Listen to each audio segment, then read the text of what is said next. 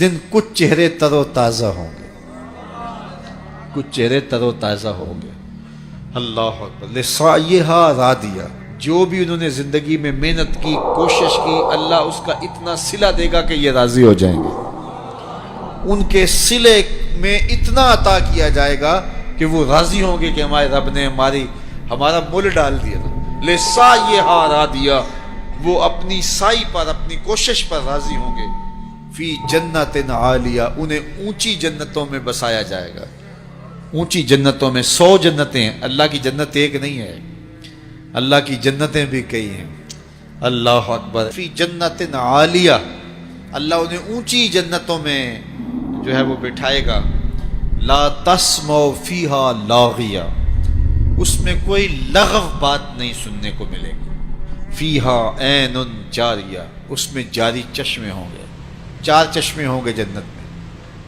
یہ آج کل چشموں کے کنارے یا دریاؤں اور نہروں کے کنارے آبادیاں بن رہی ہیں نا، کہ مختلف نہروں کے کنارے کا ویو ہوتا ہے تو بندہ خوش ہوتا ہے کہ چلتی نہر کا منظر ہے۔ یہ گدلا میلا کچیلا پانی، پھر بھی انسان چلتے ہوئے پانی سے لطف لیتا ہے۔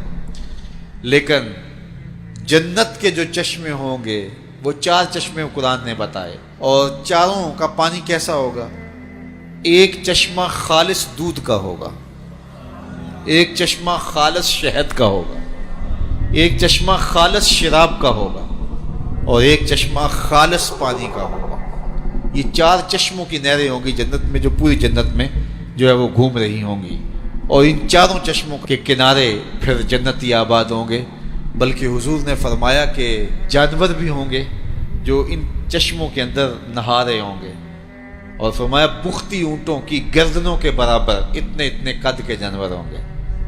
تو حضرت عمر نے کہا کہ حضور پھر تو مزہ آ جائے گا، دودھ کی نہر میں بختی اونٹ کی گردن کے برابر جانور کلکاریاں مارتے ہوں گے، تو ان کو دیکھنے کا پھر سرور تو اپنا ہی ہوگا نا۔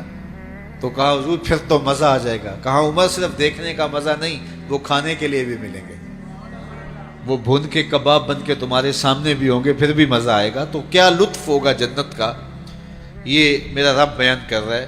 فیہا سرر مرفوعہ، اس میں بچھے ہوئے بستر ہوں گے، لگے ہوئے پلنگ ہوں گے، اونچے پلنگ، مرفوعہ رفت والے، واکواب موضوعہ، اور رکھے ہوئے کوب، رکھے ہوئے گھڑے اور رکھے ہوئے سلیقے سے سجائے ہوئے برتن ہوں گے، ونمارق مصفوفہ، اور بچھے ہوئے قالین ہوں گے، وزرابی مبسوسہ، اور پھیلی ہوئی چاندنیاں ہوں گی، چاندنیاں پھیلی ہوئی ہوں گی، قالین بچھے ہوئے ہوں گے، اور کوزے رکھے ہوئے ہوں گے، اونچے پلنگ لگے ہوئے ہوں گے۔ فیہا عین جاریہ، اور یہ چشموں کے کنارے منظر ہوں گے، جنت کا ماحول ہوگا، کوئی لغو بات سننے کو ملے گی نہیں، کوئی ہڑبونگ، کوئی ہلا گلا، کوئی ایسی بات ہوگی نہیں، اور جنت کا منظر ہوگا۔ سب سے بڑی دولت جنت میں یہ ہوگی کہ اللہ جنتیوں کو اپنا دیدار نصیب فرمائے۔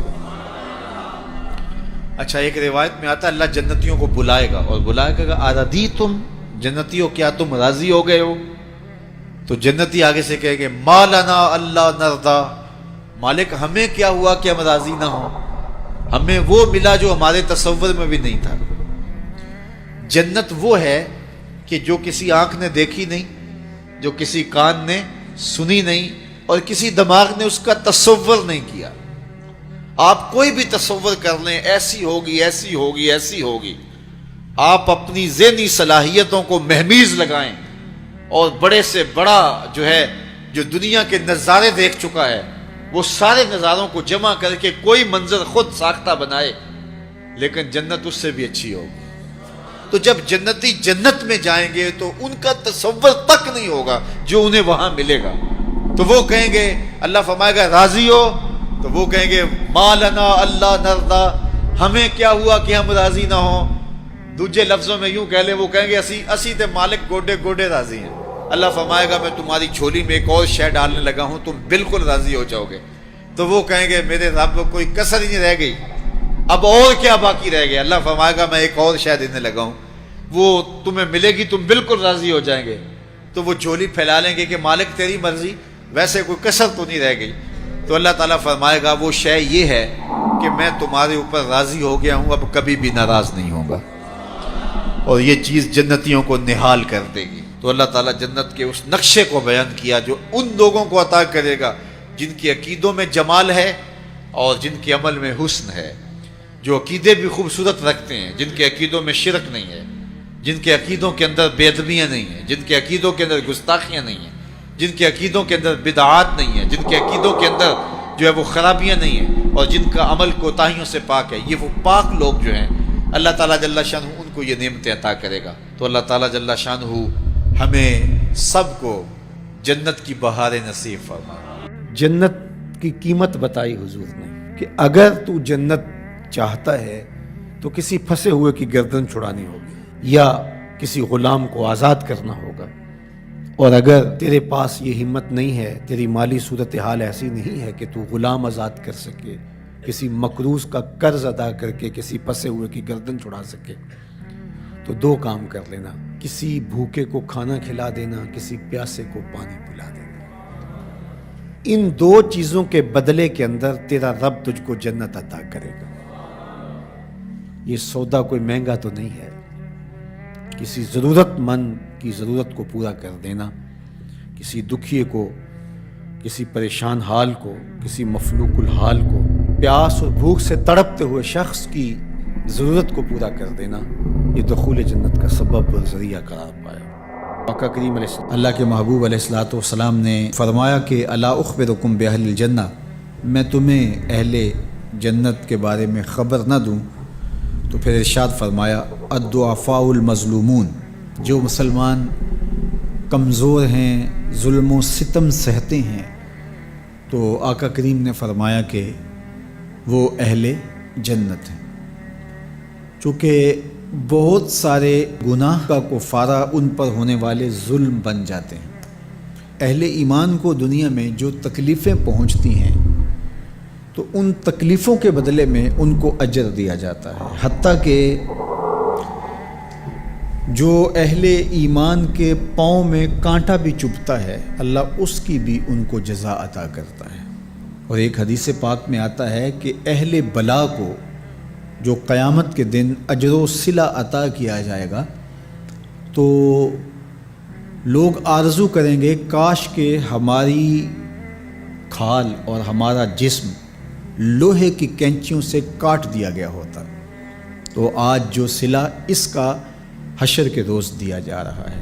تو حالات میں بعض اوقات اس طرح کی صورت بن جاتی ہے کہ یا آپ ظالم بنیں یا آپ مظلوم بنیں، تو اس وقت مظلوم بننے کو اختیار کر لیجئے گا، ظالم کبھی بھی نہ بنیے گا، چونکہ ظالم کا ٹھکانہ آتش دوزخ ہے اور مظلوم کی جگہ اللہ کی جنت ہے۔ پھر فرمایا الا اخبرکم بخیارکم، میں تمہیں خبر نہ دوں جو تم میں سب سے زیادہ بہتر ہے۔ تو پھر جھولیاں پھیل گئیں، تو فرمایا تم میں سے سب سے اچھے وہ ہیں کہ جو اچھے اخلاق کے حامل ہیں، جن کا خلق اچھا ہے، جن کے رویے خوبصورت ہیں۔ اور پھر آقا کریم علیہ السلام نے فرمایا الا انبئکم بشرارکم، میں تم میں سے جو شریر ترین لوگ ہیں ان کی خبر دوں، السرسارون المتشدقون المتفہقون، یہ وہ لوگ ہیں کہ جب مجلس ہو رہی ہو تو سب لوگوں کو برابر بولنے کا حق ہوتا ہے، اور کچھ لوگ تکبر کی وجہ سے بولتے ہی رہتے ہیں اور وہ سمجھتے ہیں کہ بس مجھے ہی حق ہے بولنے کا، اور وہ کسی کو موقع نہیں دیتے، اور کوئی بولے تو پھر اس کی بات کاٹ کے بولنے لگ جاتے ہیں۔ المتشدقون المتفہقون، یہاں وہ لوگ مراد ہیں کہ جو خام خواہ کا تکلف کرتے ہیں اور زبان کو بل دے دے کے اور منہ بگاڑ بگاڑ کے مشکل لفظ بول کے اصطلاحات بول کے لوگوں پر اپنے علم کا روب جمانے کے لیے کہ میں بڑا بلیغ ہوں اور بڑا فصیح ہوں، اور اسی طرح کچھ لوگوں کو یہ بڑا ہوتا ہے کہ وہ فرنگی زبانیں جانتے ہیں، تو وہ عام دیہاتی لوگوں کے ساتھ بھی گفتگو کریں تو وہ مشکل سے مشکل الفاظ بولتے ہیں، جبکہ وہ بیچارے تو سادی زبان سمجھنے سے بھی قاصر ہوتے ہیں۔ تو یہ کوئی دانش مندی نہیں ہوتی کہ آپ جو ہے وہ بھاری بھرکم الفاظ بول کر کسی کے اوپر جو ہے وہ روب جما رہے ہوں. تو یہ بات نہیں ہوتی. جب بات کریں آپ تو جس طرح کے لوگ ہوں اس طرح کی بات کی جائے اور اس طرح کی مثالیں ان کو دی جائیں. قرآن مجید میں اللہ تعالیٰ نے فرمایا کہ وہ اس بات پہ شرم نہیں اللہ کرتا کہ وہ تمہیں مچھر کی مثال دے. مچھر کی مثال دے کر کہ اگر تمہاری بات سمجھ میں آتی ہے، اور مکڑی کے جالے کی مثال دے کہ اگر تمہاری بات سمجھ میں آتی ہے تو اچھی بات ہے.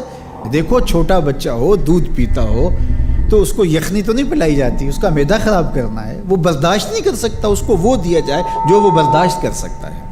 اس لیے آپ کے مخاطبین کس طرح کے ہیں؟ کلم الناس علی قدر عقولہم لا علی عقولکم. میرے اور آپ کے آقا و مولا نے فرمایا جب بات کرو تو لوگوں کے فہم کے مطابق کرو، اپنے فہم اور اپنی عقل کے مطابق نہ کرو. علامہ اقبال علیہ رحمہ کی شاعری اور ان کا خوبصورت ادب اگر آپ دیکھیں تو اہل علم کے لیے سوغات ہے. لیکن جب چھوٹے بچوں سے مخاطب ہوتے ہیں تو پہاڑ اور گلہری کے نام سے نظم لکھتے ہیں، جگنو کے نام سے نظم لکھتے ہیں، اور بکری کے نام سے نظم لکھتے ہیں. تو یہ ان کے مزاج کے مطابق بات ہوتی ہے. تو یہ حسن ہوتا ہے. اصل فصاحت ہے ہی یہ ہے کہ کس سے کس طرح بات کرنی ہے. تو میرے اور آپ کے آقا و مولا نے فرمایا کہ یہ شریر لوگ ہوتے ہیں. تو اللہ تعالی ہم سب کو اس کی توفیق عطا فرمائے کہ ہم نہ تو اہل دوزخ سے ہوں اور نہ شریروں میں ہمارا شمار ہو. تو حضرت معاذ بن جبل رضی اللہ تعالیٰ عنہ کہتے ہیں کہ صبح کے خوبصورت لمحے اور حضور کی قربت اور سفر کی گھڑیاں، اور چل بھی رہا تھا میں آقا کریم علیہ السلام کے ساتھ ساتھ.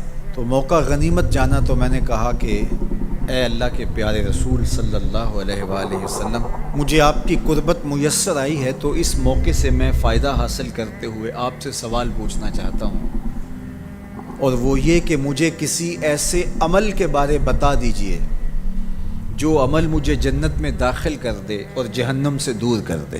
تو حضور علیہ السلام نے اس سوال پر ان کی تحسین فرمائی. فرمایا تو نے بہت بڑا سوال کیا ہے. اس کا جو جواب ہے کہ جنت نصیب ہو اور مجھے جہنم سے نجات ملے، تو یہ اتنا آسان کام نہیں ہے، یہ بڑا مشکل کام ہے. لیکن جس پر اللہ آسان کر دے اس کے لیے مشکل نہیں ہے. یعنی جنت آسانی سے نہیں ملتی، جہنم سے بچنا بھی اتنا آسان نہیں ہے، بہت سارے گناہوں سے بچنا پڑتا ہے. لیکن اللہ جس کے لیے آسان کر دے اس کو نیکی کی توفیق دے دیتا ہے اور برائی سے اس کو بچا لیتا ہے. اگر تو چاہے کہ جنت میں جائے اور جہنم سے نجات ملے تو تمہیں اللہ پر ایمان بھی لانا پڑے گا، اور ایسا ایمان جس میں شرک کی آمیزش تک نہ ہو. اسی کی عبادت تیری زندگی کا مقصود ہو، اور نماز بھی ادا کرنا ہوگی، زکوٰۃ بھی دینا ہوگی، روزے بھی رکھنے پڑیں گے، اور تجھے حج بھی کرنا پڑے گا. جنت میں داخلے کے لیے یہ شرائط ہیں کہ تم یہ کام کرو گے. پھر ارشاد فرمایا میں تمہیں بھلائی کے دروازے ہی نہ بتا دوں. ارشاد فرمایا الصوم جنہ، روزہ ڈھال ہے. ڈھال آپ سمجھتے ہیں، اگر آپ لوگوں نے ڈھال نہیں دیکھی ہوئی تو آج کے زمانے کے اندر تو سب لوگوں نے جو ہے وہ ڈھال دیکھ لی ہے.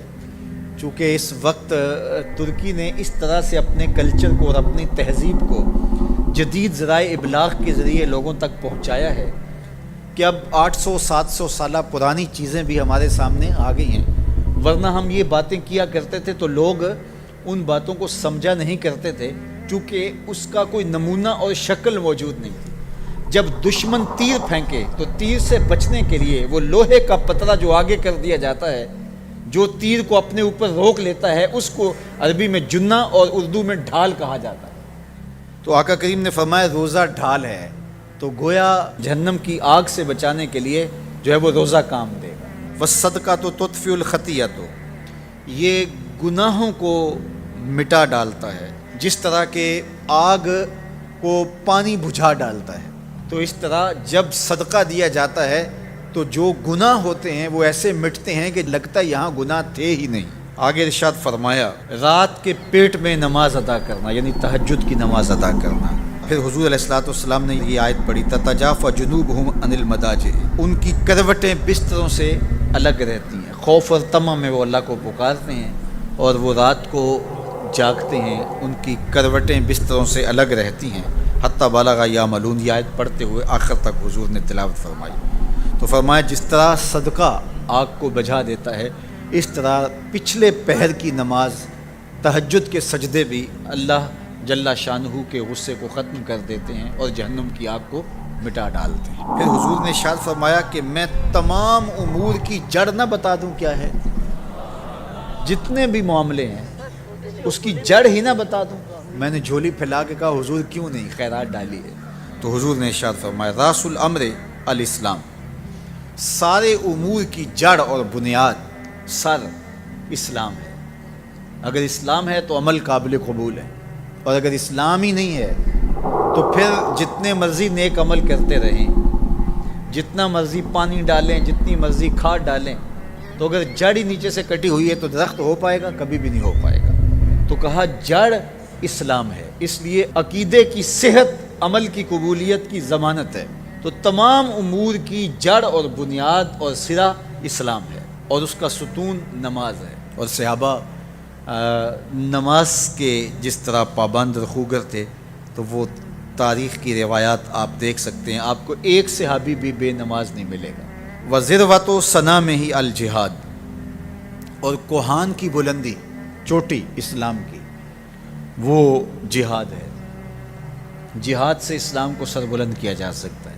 اسلام کا چھٹا رکن ہے جہاد، اور ہمیں جہاد کی ترغیب بھی دی گئی، اور قیامت تک یہ جہاد جاری بھی رہے گا اور کبھی بھی ختم ہونے کا نہیں ہے۔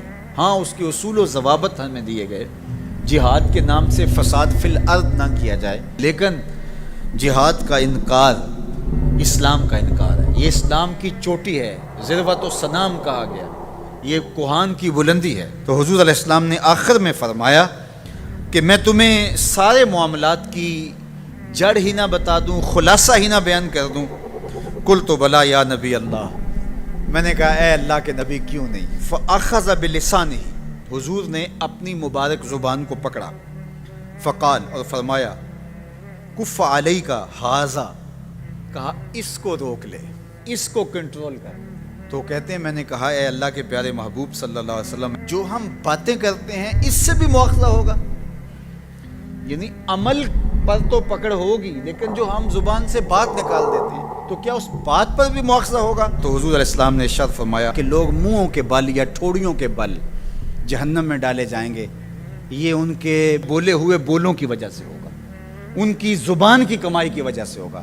تو اپنی زبان کی حفاظت کرو تو جنت کا داخلہ مل جائے گا۔ تو گویا زبان کی حفاظت سے لے کر کے اللہ کے حضور سجدے تک اور اللہ کی عبادت تک، یہ ہے وہ نصاب جو جنت میں جانے کا ہے۔ اللہ ہم سب کو 5 گانا باجماعت نماز کی توفیق دے، اللہ ہمیں توفیق حج کی نصیب کرے، اللہ ہمیں رمضان المبارک کے روزے رکھنے کی توفیقات سے مالا مال کرے، اللہ اپنی راہ میں جد و جہد اور جہاد کی توفیق سے مالا مال کرے، اور اللہ ہمیں ہماری زبان کی حفاظت کی توفیق دے تاکہ ہم خیر کی راہوں کے مسافر رہیں۔ میں ایک دن جامعہ میں آیا تو رات کا پچھلا پہر تھا اور لائٹیں بھی آف تھیں، تو مجھے قرآن پڑھنے کی مسجد کے ہال سے آواز آ رہی تھی، تو میں رک گیا اور جا کر کے دیکھا تو مجھے کچھ دکھائی نہ دیا۔ خیر میں نے لائٹیں جلائیں تو پھر بھی مجھے کوئی بچہ بیٹھا نظر نہ آیا جو قرآن پڑھ رہا ہو، لیکن جس سمت سے آواز آ رہی تھی میں اس سمت بڑھا، تو میں جب آگے گیا تو دیکھا کہ ایک بچہ سویا ہوا قرآن پڑھ رہا ہے۔ ان کے تو خوابوں میں بھی قرآن ہوتا ہے، یہ تو جنت کی چڑیاں ہیں۔ آپ اگر مجھے پوچھیں کہ آپ نے اتنی عزتیں کیسے پائی ہیں، تو میں آپ کو راز بتاؤں کہ یہ میری ماں کی دعائیں ہیں، میں آپ کو راز بتاؤں یہ میرے باپ کی سحری کے سجدوں میں بہنے والے آنسو ہیں، میں بتاؤں کہ یہ میرے اساتذہ کی شفقتیں ہیں، میرے مرشد کی نگاہ ناز ہے، لیکن میں آپ کو یہ راز آج بتانے لگا ہوں کہ آج اگر میں عزت کی اس مسند پہ بیٹھا ہوں تو میں نے طلباء کی خدمت کی ہے۔ جب یہ سوئے ہوئے ہوتے تھے تو میں ان کی لیٹرینیں صاف کیا کرتا تھا، آج اللہ نے مجھے ان بچوں کے قدموں کے صدقے سے عزتیں دی ہیں. یہ حافظ قرآن بچے، یہ طلبہ، یہ اللہ کے مہمان ہیں. صحیح حدیث میں آتا ہے کہ طالب علم کے پاؤں تلے اللہ کے نوری فرشتے پر بچھاتے ہیں، جن پر رحمتیں اترتی ہیں، جن کے نیچے فرشتے بھی پر بچھا رہے ہیں. تم نے ان پہ بم گرائے اور انسانیت خاموش ہے. ہمارے استاد فرماتے تھے کہ ایک دارالعلوم تھا، وہاں طلباء پڑھتے تھے. تو یہ بچے ہوتے ہیں، بالخصوص حفظ کی کلاس کے بچے چھوٹی عمر کے ہوتے ہیں، اور اس عمر میں بچوں کی شرارتیں، بچوں کی اٹکیلیاں، یہ ان بچوں کے بچپنے کا حسن ہے. بعض لوگ ہمارے پاس آتے ہیں کہ یہ بچہ شرارتیں بہت کرتا ہے، دم کر دیجئے. تو میں کہتا ہوں یہ شرارتیں ہی تو ان کی عمر کا حسن ہے. جب بڑے ہو جائیں گے تو یہ سنجیدہ ہو جائیں گے. وہ ایک شاعر نے کہا تھا، مجھے اچھا نہ لگا بچوں کا جواں ہونا. جب چھوٹے ہوتے ہیں تو ان کی شرارتیں ان کا حسن ہوتا ہے. تو وہ سکول میں پڑھتے ہوں، وہ جامعہ میں پڑھتے ہوں، یا وہ کسی فیکٹری میں وہ معصوم بچے کام کرتے ہوں، کسی ڈھابے پہ چائے بیچتے ہوں، تو ان کی طبیعت میں وہ شرارتیں ضرور ہوتی ہیں. یہ ایک بچوں کے بچپن کا حسن ہے. تو وہ بچے تھے اور شرارتی مزاج تھا، اور ایک شخص ان کی خدمت کیا کرتا تھا. کبھی وہ گھی کا کنستر اپنی کمر پہ لاد کے لا رہا ہے، کبھی وہ آٹے کی بوری اپنی کمر کے اوپر لاد کے لا رہا ہے، اور بچوں کی خدمت میں لگا رہتا تھا. بچے تھے، کچی عمر تھی، شرارتی مزاج تھا. تو انہوں نے اس کا نام ڈال دیا حمار، گدھا. جب بھی بھوک لگی ہوتی اور وقت کھانے کا قریب ہوتا تو کہتے وہ ہمارا گدھا گیا ہوا ہے، ابھی لے کے آئے گا تو کھانا ہم کھائیں گے. تو آپس میں انہوں نے اس شخص کا نام جو ان کا خدمت گزار تھا گدھا رکھ دیا. اسے پتا چلا کہ یہ مجھے گدھا کہتے ہیں، میں ان کی خدمت کروں، نوکری کروں، بلا معاوضہ میں ان کے لیے کمر پہ گھی کے کنستر اور آٹے کی بوریاں لاد لاد کے لاؤں، اور یہ مجھے گدھا کہتے ہیں. اس نے چھوڑ دیا اور گھر چلا گیا. رات پڑی، سویا مقدر جا کے. کیا دیکھتا ہے؟ حشر کا منظر ہے، اور وہ طالب علم ہیں، انہیں جنت کا حکم ہوتا ہے. تو وہ اڑ جاتے ہیں اور ضد کرتے ہیں اور اٹکیلیاں کرتے ہیں، نہیں ہم نے جنت میں نہیں جانا جب تک ہمارا گدھا ساتھ نہیں جائے گا. یہ اٹھا اور آنکھوں میں آنسو تھے اور دوڑتا ہوا مدرسے آیا. کہا تم مجھے گدھا کہو، حمار کہو، کھوتا کہو، میں نوکری تمہاری ہی کروں گا، کیونکہ تم اللہ اور اس کے رسول کے پیارے ہو. کتنے خوش نصیب ہیں وہ ماں باپ جن کے بچے حافظ قرآن بنتے ہیں. آپ کو پتہ ہے قیامت کے دن حافظ کا تو جو مرتبہ ہوگا وہ ہوگا ہی ہوگا.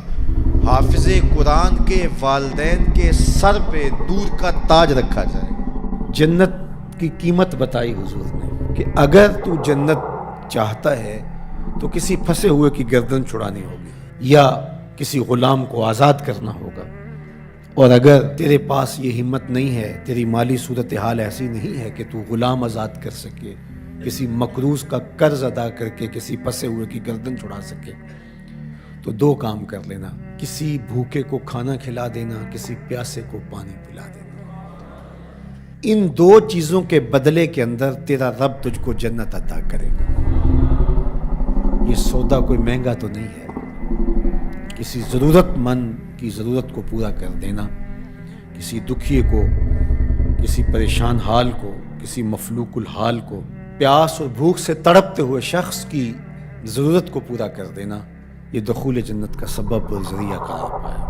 آقا کریم علیہ السلام نے ارشاد فرمایا 3 اشخاص ہیں اللہ قیامت کے دن ان کے ساتھ ہم کلام نہیں ہوگا اور نہ ان کی طرف نظر رحمت سے دیکھے گا. ان 3 اشخاص میں سے ایک شخص کا ذکر کیا کہ ایسا شخص جو کسی ارض فولاد میں، کسی جنگل میں، کسی اجاڑ میں تھا اور اس کے پاس پانی موجود تھا، اور کوئی اور شخص بھی اس جنگل میں پھنسا ہوا ملا تو اس نے اس سے 2 گھونٹ پانی مانگا، حالانکہ اس کے پاس اتنا پانی تھا کہ اگر 2 گھونٹ پانی دے دیتا تو اس کے پاس تو پانی پھر بھی موجود رہتا، لیکن اس نے اس ڈر سے کہ ابھی میرا سفر لمبا ہے تو میں اس کو کیوں دوں، تو اس کو اس نے پانی نہیں دیا، کل قیامت کا دن ہوگا تو اللہ اس شخص کی طرف نظر رحمت سے نہیں دیکھے گا، کہے گا کہ میرے بندے نے تجھ سے پانی مانگا اور تو نے نہیں دیا، آج میں بھی تیری طرف التفات نہیں کروں گا۔ تو اللہ کے بندوں سے پیار کرنا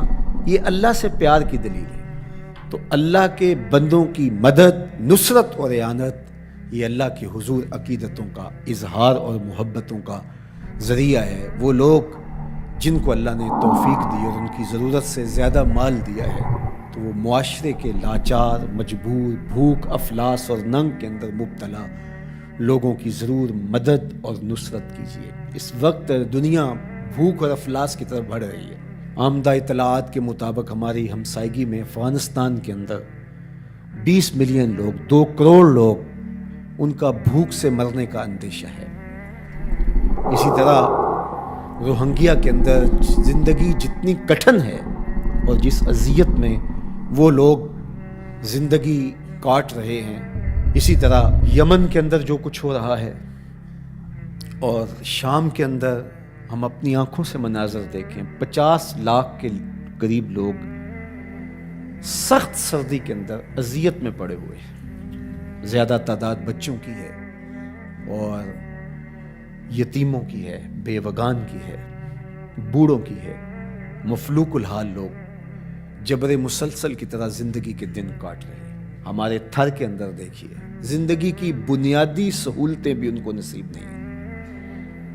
جس کٹھن اور تلخ زندگی سے وہ لڑ رہے ہیں، وہ زندگی گزار نہیں رہے، زندگی کاٹ رہے ہیں۔ ان کی سانسیں نیزوں کی انیاں ہیں۔ اذیت، تکلیف، بھوک، ننگ، افلاس، فاقے، بے چینی، اضطراب، دکھ، محرومیاں، ذرا ان سب بے بس، مجبور اور لاچار لوگوں کا ایک تصور کیجئے، اور ہم اپنے گھروں کے اندر جو آسودہ زندگی بسر کر رہے ہیں، تو کیا ہمارے اوپر لازم نہیں ہے کہ اللہ کا شکر بھی ادا کریں اور ان لوگوں کی مدد کے لیے مقدور بر اپنا کردار بھی ادا کریں؟ اللہ امت مسلمہ پر آسانیاں پیدا فرمائے۔ اگرچہ کوئی کافر ہو، حتیٰ کہ کوئی جانور بھی ہو، بھوک، ننگ اور افلاس میں مبتلا ہو، ہمارا دین اس کی مدد، نصرت، اعانت اور تائید کی ترغیب دیتا ہے۔ ہمارے مذہب کا ہمارے لیے حکم ہے کہ ضرورت مندوں کی ضرورت کو پورا کرو، اس کا مذہب پوچھے بغیر، اس کا مسلک معلوم کیے بغیر، اس کی ذات پوچھے بغیر، اس کی شہریت پوچھے بغیر۔ جہاں بھی افلاس میں، غربت میں، بے چینی اور بدحالی میں کوئی بھی ہو، آپ اس کی مدد کریں، اس کی نصرت کریں۔